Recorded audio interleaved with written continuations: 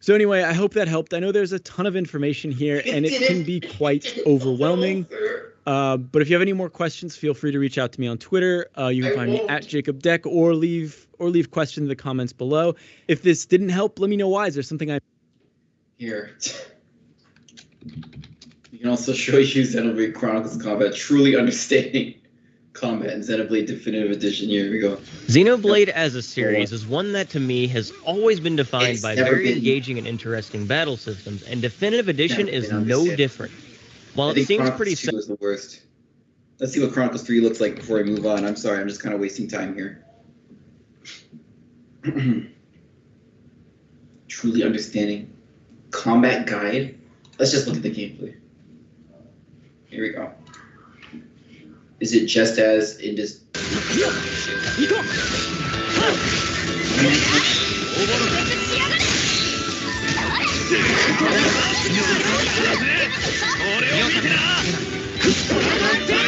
Maybe this is better actually.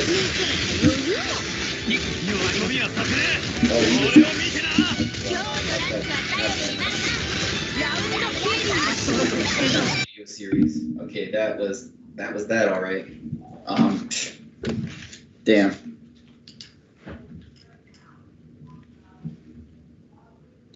All right, back to our lecture. Yeah, let's look at some examples of that. Oh, I stopped the slideshows.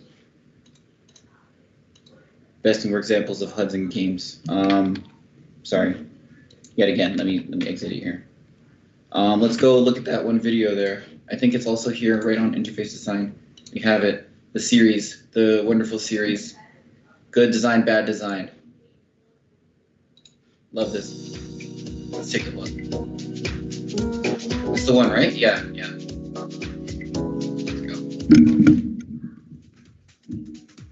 Hey, guess what? It's time for another Good Design, Bad Design, where we talk about graphic design in games. A game's graphic design is a close cousin to a game's art overall, but graphic design is focused on visual communication. Things like menus, UI, camera work, color choice, font choice, animation, character design, the presentation of information. Also, keep in mind, good graphic design can happen in bad games, and good games can have bad graphic design.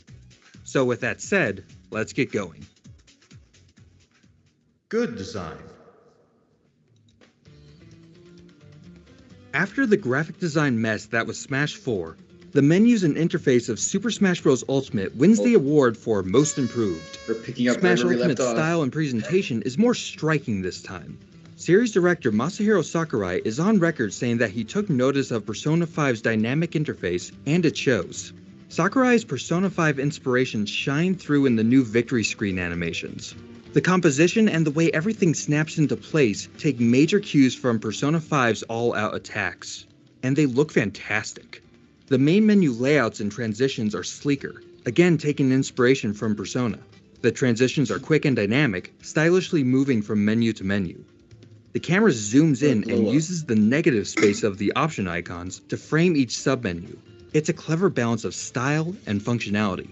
I mentioned in the very first bad design segment that Smash 4's organization and visual hierarchy were a mess. So it's great to see Ultimate make some major improvements. The submenu options are placed where they should be. Things are much easier to find.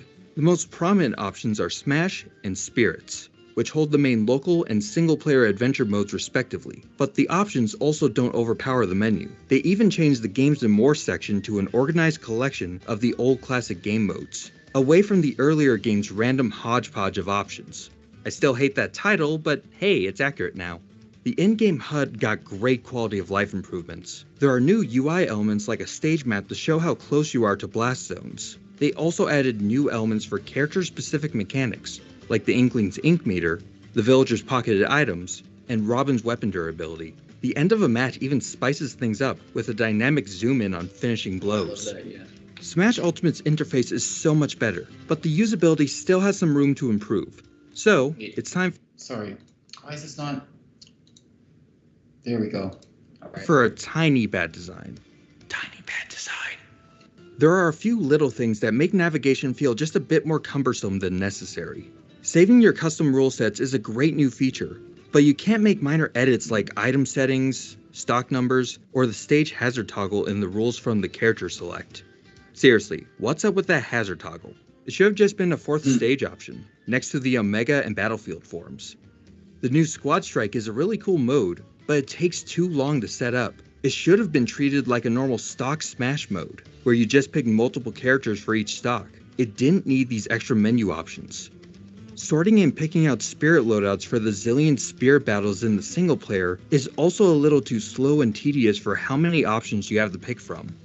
Also, have fun setting the music frequency. All of a series' stages share a track list, but each stage has its own song frequencies. There are 16 stages from the Mario series, with a list of over 90 songs to sort through, for every single stage.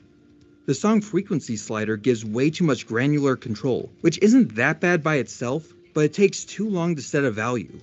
Then you have to do it for every song in this huge list. It makes setting up songs take way too long. Most people would have been happy with a coarser control, with maybe 4 or 5 frequency options like play never, rarely, sometimes, or play frequently.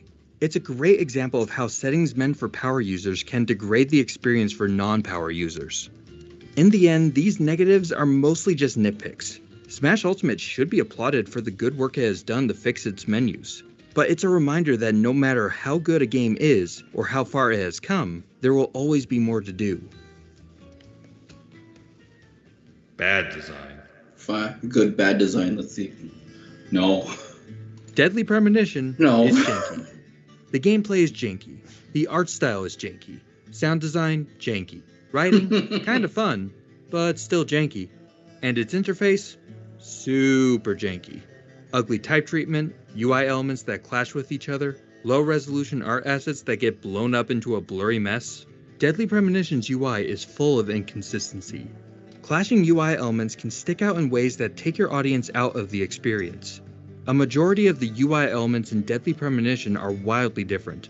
We have the character's name in the upper left corner in a small, thin serif typeface. Then in the lower right, we have this bold, italicized, and outlined font for the weapons. Above the weapons is this ammunition counter in a narrow typewriter font without any contrasting UI elements, outlines, or drop shadows to keep the text from blending into the background.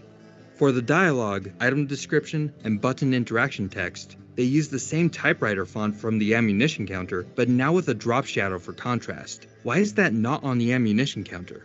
The deeper you dive, the weirder it gets. There are some rough-looking bonus metal pop-ups for when you perform special actions like headshots or Agent Honor, whatever that is. There are brackets placed around every key item name for reasons. Why do these button prompts at the bottom line up, but these don't? Why are these ugly character status bars overlapping the items folder? There's plenty of empty space beneath it. Some elements will use skeuomorphism like these office folders and crumpled paper, and other elements will just use black boxes, or nothing. Even similar UI elements will have different type styles.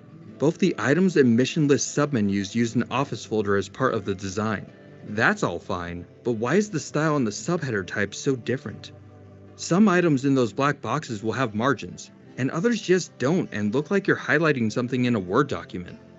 Over and over, Deadly Premonition shows what happens when a game refuses to commit to any one style.